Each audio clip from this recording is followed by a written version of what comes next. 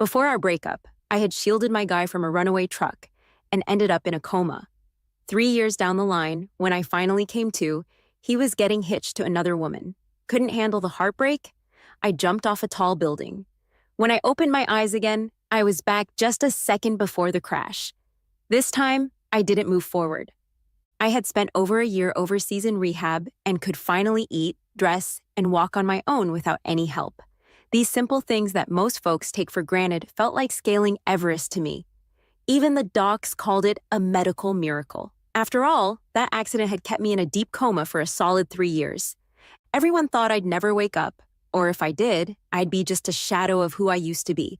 But not only did I wake up, I had gotten so much better during rehab that soon I could stand and function just like everyone else. I had endured pain that others could hardly imagine and countless moments of mental breakdown to reach this point. I had waited way too long for it. I was finally able to pack my stuff and head back home to surprise Alex, who had no clue I was awake. But when I quietly rolled back to Alex's place after enduring the hassle of a long flight, everything had changed. The house had been totally revamped. The cat climbing frame I had designed, stretching up to the ceiling, had been removed and swapped with pink cabinets. My friends were blowing up balloons, my classmates were putting up decorations, and my aunt was picking out the perfect flowers to make a stunning bouquet. My boyfriend was dressed in a sharp suit, looking like a mannequin in a store window. A pair of wedding photos hung on the wall, showing a couple, the girl beaming sweetly. At that moment, someone holding a champagne glass accidentally bumped into my arm, splashing champagne all over me and quickly staining my clothes.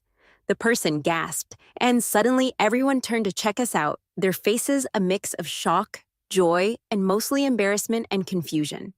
My aunt nearly dropped the flowers she was holding, and all the laughter stopped in an instant. Alex's pupils dilated, and his face turned ashen. With hesitation, he asked, "Emma?" I forced a smile that was more of a grimace, unsure whether to respond. My body instinctively took 2 steps back before I bolted out of there. Autumn had hit the city, and the cold wind cut through me, with piles of dried leaves lining the streets. Walking on them, the brittle veins of the leaves crunched loudly under my feet. Because of my after effects, I wasn't sprinting fast. That short distance nearly drained all my energy. Soon, a pair of arms wrapped tightly around my waist. Alex had caught me. He held me close, trembling, and said, "You're back. Emma, I missed you." Tears streamed onto his expensive suit. I was back, but it felt like everything had shifted.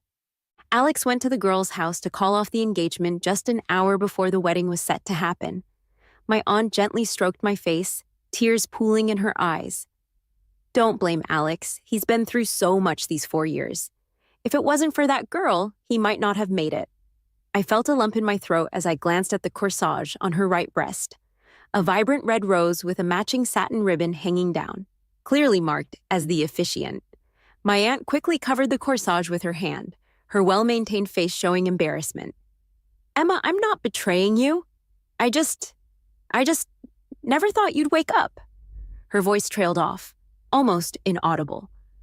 I swallowed the metallic taste of blood in my mouth, and as tears threatened to spill, I said, "I just got back and need to adjust to the time difference. I'm going to sleep." I then pulled my hand away from hers and went back to my room, burying my face in the blanket. Tears rolled down in big drops as I curled up in pain. This heart-wrenching feeling was even worse than the pain I had endured during rehab. I couldn't help but wonder if this was just a nightmare, like the dreams I used to have at the start of my therapy, where I remained a helpless cripple. I would never be able to pick up a spoon, saliva would drool from my mouth, and I would never learn to use the toilet. I didn't know how long it had been when someone pulled the blanket away and the bed dipped slightly. I knew Alex had returned. The silence in the room was eerie. I finally sat up slowly, meeting his gaze. His shirt was missing 2 buttons, his tie was half undone, and his face bore dark bruises with a cut on his lip. "Did they hurt you?" "I'm fine. It's what I deserve," he replied. I understood completely. At that moment, the invitations had already been sent, the banquet was booked, and the bride's family wouldn't let him off easy for a last-minute cancellation. If I hadn't come back, tomorrow they would have exchanged vows and rings in front of everyone. The thought made my fingers dig into my palms, and my throat tightened as I asked the question that had been buried in my heart. Alex, did you think I wouldn't come back? Alex bit his lip, his eyes downcast. After a long pause, he finally said, Emma, I'll be here for you. I won't leave you again. He didn't directly answer my question, but the sincerity in his words cut deeper than I expected. Just then, Alex's phone rang. He pulled it out, and on the screen was a photo of him and that girl, the contact name reading, My Dearest Babe, the text color in pink, likely a customization by her. How intimate. There was a time when Alex had called me that too. Noticing my stare, Alex quickly pressed decline, but the calls kept coming in one after another. Finally, he turned off his phone and looked at me, a hint of guilt in his eyes. I'm sorry, she might need some time. After a pause, he added, But don't worry, I'll handle it. How long have you been together? The sudden question caught Alex off guard, and he tightened his grip on the phone. His voice was rough as he answered, A year. I closed my eyes. A year. While I was afraid of scaring him with my current state, my brother kept the news of my awakening from me. While I was struggling every day to learn to walk, often ending up bloodied, while I was trying to speak, my tongue cut from my teeth, while I was unable to button my clothes and ended up soiling myself. Every time I was on the brink of giving up but persevered just thinking that I would see him again, he had fallen in love with someone else. Alex's promise to always be by my side had not been fulfilled. He only stayed with me for one day before rushing off because that girl was sick. Before leaving, he assured me, I'm just going to check on her. Once I make sure she's okay, I'll cut ties completely. But that one visit turned into a week.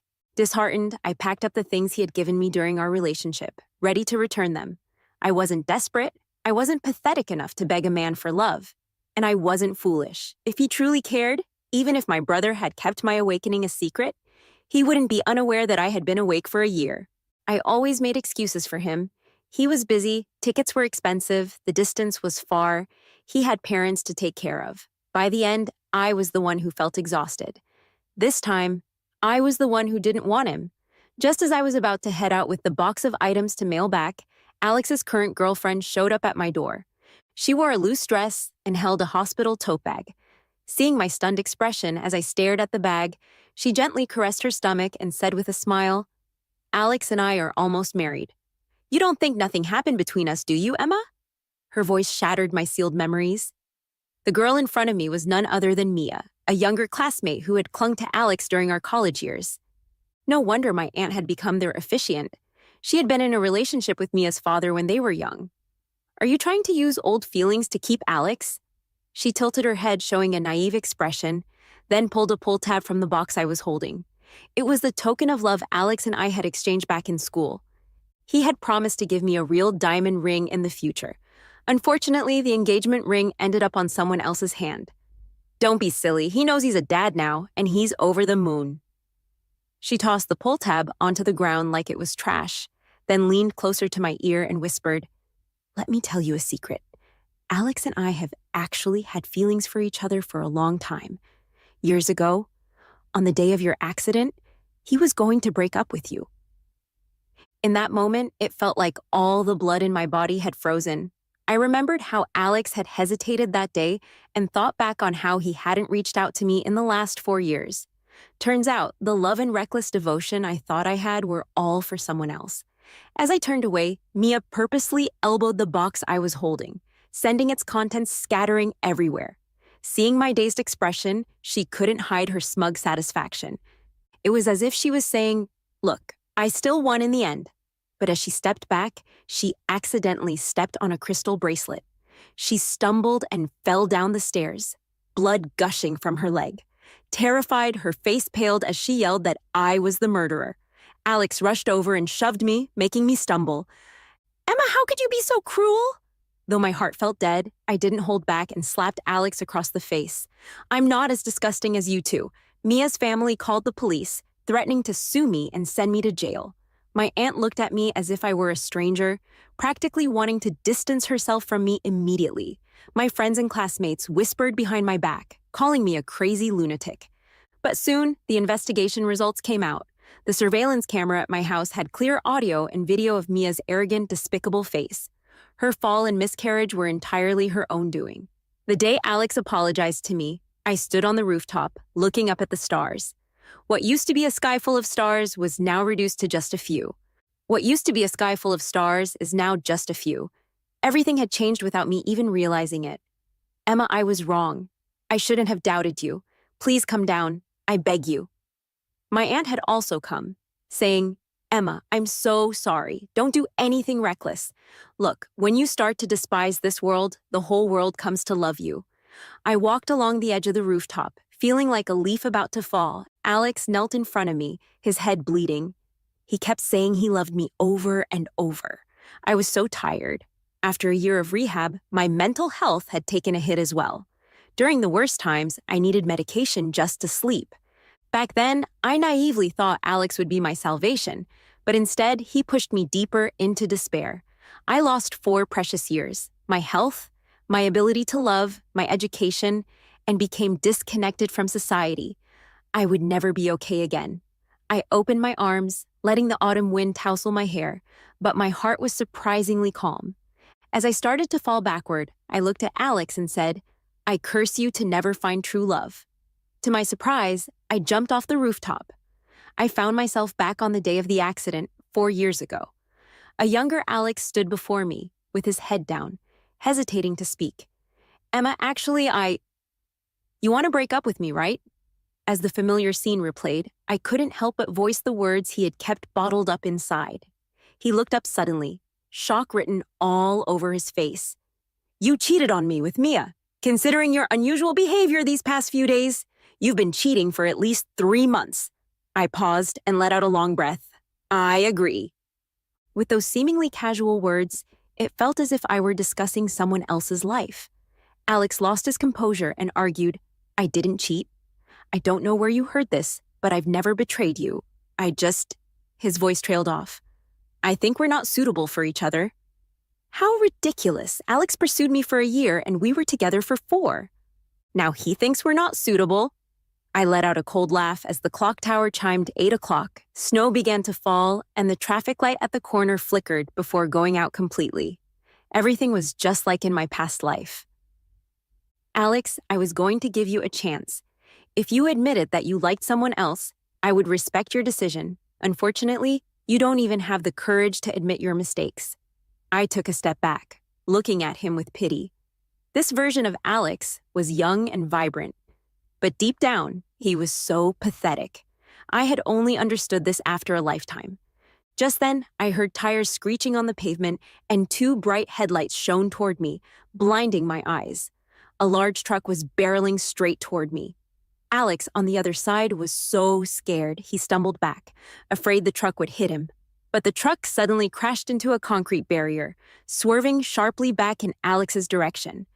With a loud bang, a figure collapsed. The world fell silent. On the pure white snow, a splash of bright red appeared. A tear fell from my eye. If only Alex had come running toward me like I had done in my past life, throwing himself at me. Then the truck would have only crashed into the opposite wall. We both would have been unharmed. What a pity. My Alex, the boy I fell in love with during my school days, he never even glanced at me. Alex was loaded onto an ambulance, and I picked up the phone he dropped in the snow, just as a message came through. Just a minute ago, Mia couldn't wait to post a photo of her kissing Alex. The caption read, "He finally belongs to me." Many people left blessings below, including Alex's friends, who called me sister-in-law. Only my non-biological brother commented, "In this day and age, are people really this shameless?" But soon that comment was deleted. Years ago, my dad and stepmom died in an accident. My dad took away most of our compensation. Eric raised me. He even dropped out of high school to support me through college. During my year of rehab abroad, he was the one who stayed by my side. I dialed Eric's number, and the noise on the other end was chaotic. The Eric now wasn't yet the future tech mogul. He was just a small-time enforcer for someone. My nose tinged with sadness. Eric, I miss you. Eric borrowed a beat-up pickup truck, braving the howling wind and snow, to cross most of the city to see me. His first words were, "Don't cry. If you still like Alex, I have a way to make him break up with that mistress." He said this with a fierce look in his eyes. It was as if he was ready to roll up his sleeves and beat up those two scoundrels. I felt warmth in my heart. I remembered in my past life, when I woke from a deep coma, the first person I saw was him. He taught me how to eat, how to talk, and walked with me. He never complained when I got my clothes dirty and even helped wipe my drool.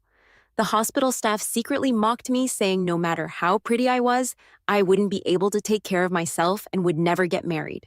He even argued with them, saying he could take care of his sister, and she would definitely get married. During those dark days, he was my only emotional support. Now I realize salvation was always right by my side. Why should I stubbornly chase someone who isn't worth it? Fortunately, in this life, I didn't shield Alex from the truck. I was still healthy. Everything is a fresh start. This time, I'm the one letting him go. I jumped into Eric's truck and smiled firmly. Take me to Alex's house. I'm moving out. Since we'd broken up, it was time to cut all ties cleanly. The truck quickly drove to Alex's house. One entire wall was filled with all the awards I had won for dancing. I still remember how excited I was when moving my things into his place, planning everything here. I wanted to have a potted orchid on the balcony, a white carpet, an air fryer, and a vanity. At that time, I naively thought that this would be my home for life. I slowly packed those things into boxes, gradually erasing my past traces. Then I closed the door and returned the keys to the property management. After doing all this, I suddenly felt incredibly refreshed. It was a timely damage control lesson I had learned over a lifetime. Just then, Alex's brother sent me a message. Emma, Alex was in an accident. He lost his right leg below the knee. The location is, I didn't even finish reading the rest before I blocked him. After the weekend, I went back to school as usual. The whole department was buzzing about two things. First, my boyfriend Alex slept with Mia. Second, Alex was disabled. There's a third thing. My roommate Nina leaned closer to me. She's a know-it-all. Nothing that happens in the whole school escapes her notice. Mia went to the hospital to see Alex, and when she found out he had to have his leg amputated, she nearly fainted. As soon as Alex woke up, she broke up with him, saying she's still young and can't spend her life with a disabled person. They broke up on the day it was officially announced, even deleting their IG posts. Nina scoffed and looked at me. Emma, lucky you got away quickly, otherwise that jerk would drag you down for life. I stared at my toes, silent. Being disabled and abandoned by the one you love, what a devastating feeling. He should experience that himself. Over a month passed like this. I was getting more used to school life. Not only had I successfully raised my grades to first in my department, but I also received a nice scholarship. Just as I was texting Eric to share my joy, a message popped up in our chat group saying Alex was about to be discharged, and everyone wanted to throw a party to celebrate his recovery and cheer him on. I scoffed inwardly. What's there to celebrate when he's lost a leg? Then, several photos of ordered flowers and fruit baskets appeared in the chat, with Alex's friends tagging me. Emma, you haven't visited Alex once during his month in the hospital. You must come on discharge day. There was even a pin location for the hospital, a blatant hint. Had they forgotten how they congratulated Mia on her relationship with Alex when it was first announced? Now that the new girlfriend is gone, they suddenly remember me, the ex? Just as I was about to reply, Nina sent a voice message. Did you tag the wrong person? Emma, the dumped ex-girlfriend, has nothing to do with your Alex now. The chat went silent for a minute before someone replied, Alex is in this state? What's there to fuss about?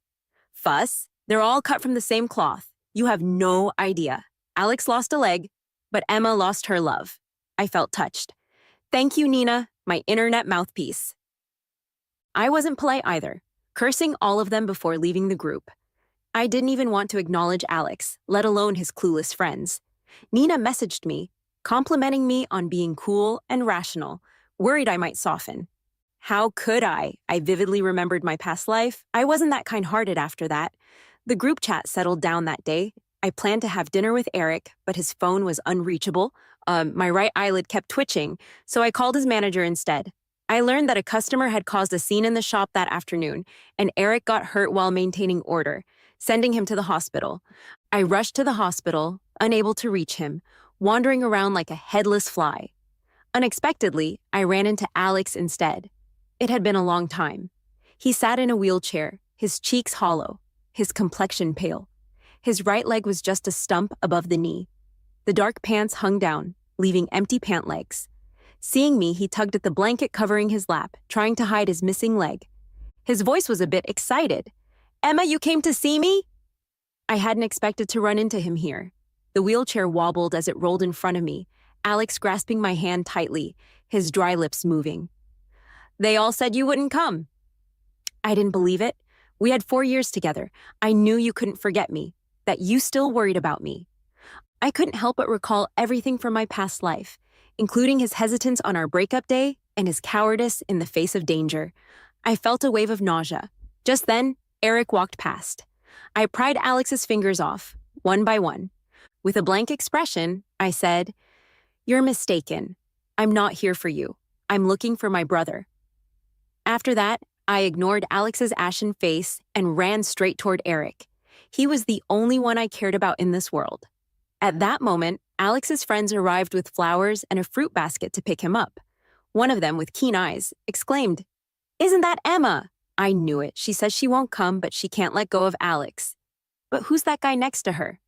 They look pretty close. I focused solely on checking Eric's injuries, confirming he was okay, before pulling him away. I hated the smell of disinfectant in the hospital and that group of people. "Hey, why did she leave? Really?" "She didn't wait for Alex?" Some sounded surprised. At that moment, I felt a piercing gaze on my back. Out of the corner of my eye, I saw Alex's face darkening, his fists tightly clenched. Alex didn't like Eric. Even before we got together, he told me he disliked the way Eric looked at me. Now that Alex had lost a leg and was in great pain, I was filled with thoughts of the person he didn't like. He must have been suffering greatly, but I couldn't care less what he thought. I didn't harbor thoughts of revenge either. I simply said firmly to those around me, "Eric, you should quit." I probably didn't have the patience to wait for Eric to succeed following the path from my past life. I couldn't stand to see him hurt even a little. "My scholarship can support me just fine. I don't want you to work so hard. Night shifts are filled with all sorts of people, and fights break out every day. Today he was lucky and only needed a couple of stitches on his forehead. Who knows what might happen next time? You don't understand. It looks worse than it is. It doesn't hurt at all." He tried to lighten the mood, but before he could finish, I hugged him. He was so thin that it felt uncomfortable to hold him. "Eric, when I found out you were in the hospital, I thought of every possible worst outcome. If anything happens to you, I would really go crazy." My voice choked. "If anything happens to you, I would really go crazy." My voice choked. My luck had been terrible in my past life. I was abandoned by my lover and betrayed by my family. The only one who never gave up on me was this brother without blood ties. I hadn't been strong. I endured 3 years in a hospital bed and 1 year of rehab, but I couldn't last even 12 days back home. Since I had a second chance. He had always protected me. And now, I would protect him. The sudden embrace made Eric's chest tense, and after a long while, he gently patted my head. "What are you saying? I'm your brother." He looked as dignified as ever. After a moment, his voice softened. "Okay, I'll listen to you." Later that night, back in my dorm, I used my scholarship savings to buy Eric a computer online. I knew Eric was a genius in this area, and in the near future, he would use his talent to achieve great things in computing. In my past life, he had worked whilst taking care of me, exhausting himself completely. This time, I would do everything possible to relieve his worries and help him succeed sooner. Suddenly, a strange call came in. When I answered, no one spoke. Only shallow breathing was heard. I tried saying hello a few times, and just as I was about to hang up, a hoarse voice said, "When did you move out? Why didn't you tell me?" It was Alex. "You didn't take the keys. Don't you plan on coming back?" How ridiculous. Was I supposed to stay there for Christmas? "Alex, we broke up." I reminded him kindly. "You were the one who didn't want me." There was a long silence on the line. Just as I was about to hang up, he spoke again. "I regret it." Regret? Was it genuine regret? Or was it because Mia had ruthlessly dumped him that he was remembering my good side? So what? So, can you come back? Absolutely not. I firmly refused. I wasn't some dog that would wag its tail and come back. Absolutely not. I firmly refused. I wasn't some dog that would wag its tail and come back at anyone's beck and call. Though my childhood experiences left me craving love and feeling insecure, I still had some pride. The moment I discovered his infidelity, he had already died in my heart. I hung up decisively and blocked the number. Finally living another life. No one can disgust me. The next day, I went to the cafeteria with Nina for breakfast. Throughout the meal, she seemed hesitant and out of sorts, stirring her bowl of porridge until it was nearly mush. Noticing she was preoccupied, I asked what was wrong. After hesitating, she cautiously looked at my face and said, "I got a message that Alex took a lot of sleeping pills yesterday and was sent to the hospital." She ran her fingers through her hair. "Oh God, I'm sorry. I know I shouldn't say this, but I thought you should know." I paused my milk drinking and replied flatly, "Did he die?" Nina shook her head. "No, he was saved in time. He should still be in the hospital." I took another sip of milk. "If he died, everyone should chip in for flowers for me." "If he didn't die, I don't want to hear about him anymore." What was this even about? Sleeping pills, deliberately setting himself on fire, running into traffic, and finally jumping off a rooftop in despair? None of it compared to the pain I'd endured. What he went through was nothing compared to my 4 years of hell. After learning this, I went about my classes and visited the library, feeling utterly indifferent. The news of Alex's overdose spread in our department, and classmates remarked on my calm demeanor, secretly calling me heartless. Heartless? Compared to Mia, who cut ties as soon as she learned Alex lost his leg, I was practically an angel for never badmouthing my ex after being cheated on. 2 days later, the dance club president dragged me to buy props for the club. Once we got in the car, I realized the driver was her boyfriend, Frank, who was also Alex's good friend. I didn't want to be involved with anyone related to Alex again, but I held back for the president's sake. Who would have thought the car suddenly veered off course and took us to Alex's house? Seeing the familiar building outside, I kept my face stern and asked, "What does this mean?" The president glanced nervously at Frank. Frank was blunt.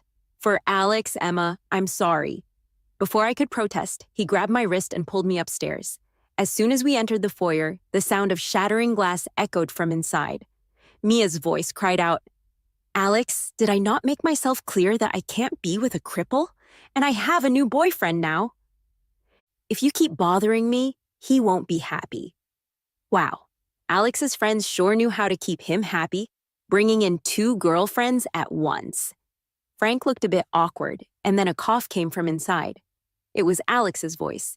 "Get lost. Liking you was the stupidest thing I ever did." With that, Mia rushed out, saw me, and with a bite of her lip shot me a fierce glare. "Mind your own boyfriend. He was my boyfriend when he had legs. Now that he doesn't, he's mine?" I was furious, but Frank pulled me into the living room. He rushed out first and locked the door behind him. What a jerk! Our commotion startled Alex inside. Facing away, he thought I was Mia returning. He shouted, "Didn't I tell you to get lost? You tell me to go, but you should open the door." Alex stiffened, turning his wheelchair to face me. He looked so haggard after a few days. His hair was messy, dark circles under his eyes, unshaven stubble on his chin, and his cheeks sunken, making his pale face look bloodless. When our eyes met, he anxiously grabbed the blanket draped over his chair, trying to cover his missing leg. But before he could manage, he fell heavily from the wheelchair. Pain flashed across his face as he struggled, but couldn't get back up. Desperately, he pounded the floor, tears of frustration welling in his eyes. Alex had once been the star of the high school basketball team and had won numerous awards in college. Now he was in such a pitiful state. I stood there expressionless, my heart unmoved. He wasn't worth my sympathy. I wouldn't help him, just like he never came to see me during those 4 years. At that moment, Eric called me. Just before I got out of the car, I sent him a silent distress signal. He should be right outside now. I told Eric I was locked inside. After confirming I was okay, he grabbed a fire extinguisher from the hallway and started smashing the door. Just as the lock was about to break, Alex crawled over, gripping my pant leg with red eyes. "Emma, it hurts so much." "It hurts?" I took a step back, looking coldly at him. "You deserve it." With a loud bang, the door burst open. Eric rushed in, grabbing my shoulders. "Are you okay?" I shook my head, ready to leave with him. Alex, struggling against the coffee table, couldn't lift his body. He called out to my back, I was wrong before. I shouldn't have hurt you. Emma, please don't hate me, okay? I didn't turn back. Hate? It was more like disgust. Outside the hall, Frank lay on the ground, bruised and groaning, scaring the president to near tears. Looks like Eric didn't hold back when he hit him. I didn't spare him any mercy and kicked Frank as I passed, making the president cry even louder. Alex was unforgivable, but Frank was worse for kidnapping. Eric drove me back to school, reassuring me not to be afraid. He rented a place near campus to look after and protect me, giving me all his earnings from mobile games, far more than what I spent on his computer. He patted my head. Emma, things will get better. With me around, no one can bully you. I nodded. That evening, the president came to find me saying Frank was in the hospital, claiming they only wanted to help Alex out of pity, and even if they didn't warn me, they shouldn't have gone that hard on Frank. If your boyfriend was secretly flirting with other girls and broke up with you while you were planning your future together, would you forgive him? And if he had an accident, lost a leg, and came back to you after being dumped by other girls, would you forgive him? The president bit her lip, speechless. If you can't forgive him, why do you expect me to forgive? In the end, she apologized to me. Another 2 weeks passed, and Alex actually returned to school. Determined not to use a wheelchair, he came on crutches. Unfortunately, on his first day back, it snowed overnight, making the ground slippery. When he saw me, he feigned casualness and tried to greet me. But as soon as he raised his hand, he fell right into the snow. Good-hearted classmates helped him up, only to discover his right pant leg was empty and carried him on their backs, kindly asking which classroom he needed to go to. At that moment, Alex's facade of strength and remaining pride crumbled. His face paled as he muttered he didn't need help, which only made others think he was shy. In class, he only made others think he was shy. In class, he chose a seat in the back row. Alex had once been a campus superstar, known by nearly everyone. Girls in the front row frequently turned around, whispering and deliberately peeking at his leg. With just one leg left, he couldn't show off anymore. Alex dropped his gaze, feeling humiliated. He heard them. The next class was physical education. Because the snow hadn't been completely cleared, the teacher opted for class in the gym. I was taking gymnastics, and after practice, I went to get some water, unexpectedly bumping into Alex sitting in the stands. His gaze fixed on the basketball players not far away, his hand unconsciously clutching his right pant leg. Alex had been born to play basketball, representing the school for 3 years and winning numerous trophies. Unfortunately, he could never play again. After finishing my water, I prepared to leave. A voice came from behind me. If I had chosen to save you when the truck was coming, would everything be different? I didn't reply. Even if he had another chance, he wouldn't come to save me. Selfish people are always selfish. It's only because the price was too painful that he regretted it now. Just then, a peal of silver laughter rang out nearby. Alex and I followed the sound and saw Mia laughing as she hid in a guy's embrace, who even kissed her ear. Alex's expression darkened as he turned away. Just 2 months in, and Mia already had a new love. Well, who can truly love one person wholeheartedly without ever changing their mind? Except for that fool from my past life who pushed away his lover and got hit by a car. I turned to leave, but Alex suddenly got up and grabbed my hand. Emma, can you give me another chance? His voice was choked with emotion. I shouldn't have been so blind cheating with Mia. It's only now that I realize I only love you. I pulled my hand away, and in his hopeful gaze, I faintly curled my lips. Unfortunately, I don't love you anymore. Not only do I not love you, but I also feel disgusted for having once loved you. Alex stumbled a few steps, nearly falling to the ground. The next day, Alex dropped out of school. Someone who once stood on cloud 9 couldn't accept their fall to the ground. Time quickly flew by to the day of the college dance competition.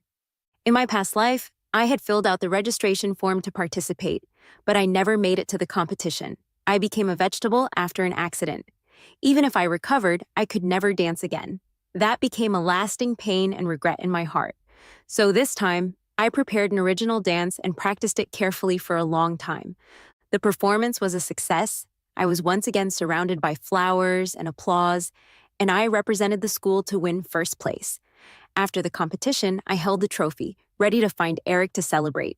But unexpectedly, I ran into Alex, whom I hadn't seen in a long time. He must have gotten the news from somewhere and had been waiting outside the theater. He held a bouquet of flowers, awkwardly turning his wheelchair to present them with both hands. I promised you that if you won a prize in this competition, I'd buy you a bouquet of red roses. Congratulations, Emma, for finally getting what you wished for. Alex looked even weaker than before, his eye sockets deeply sunken, and it seemed like he had to catch his breath just to say a few words. But even with his pitiful appearance and his reference to his past promises, my heart remained unmoved. I straightened my back and didn't even glance back as I descended the steps with the crowd. The most heartless response is never rejection, but indifference. Soon, New Year's Eve arrived. Eric and I decorated our small apartment beautifully. We sat together in front of the TV to watch the New Year's Eve gala. Half a month ago, I received an invitation to perform on a popular television show. It was pre-recorded. Today it would air. I watched the show while eating the dumplings Eric had made for me. He was eagerly waiting for my appearance. Finally, when it was my turn to go on stage, Eric's eyes lit up.